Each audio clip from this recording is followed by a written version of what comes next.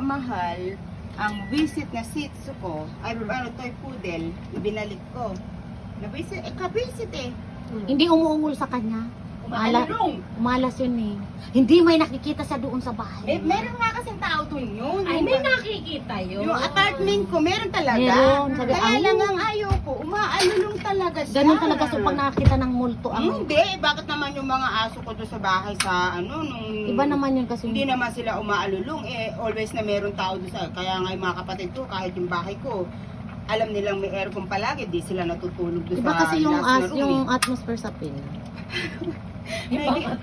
May ganun ba yun? Hindi yung sa probinsya, pag alas 12 na, umaalulong yung aso buong kapitbahay. yung bahay ko doon sa province, yung Ganun doon sa yung Pinas. kwarto na Laayaka, meron makikita nila palagi, meron nakalutang na lalaking Oo.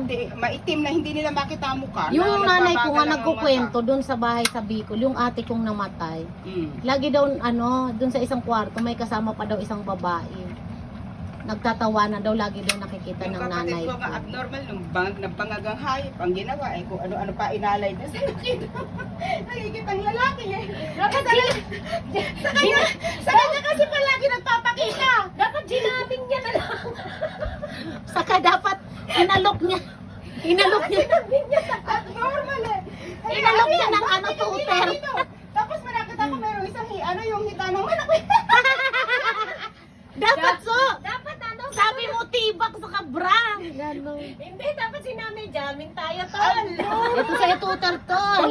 Pangag ang hayop. Kaya nga, dapat jamming tayo, tol. Liga rito. Hindi, pero naman talaga. Kaya lang, iba talaga yung mga kinikilos niya pag nandun siya doon sa bahay Wala ko. na, delikado ng Diyos ko pong bata. Ayan, okay na. Kakaiba na. Oh. Mabuti na ka,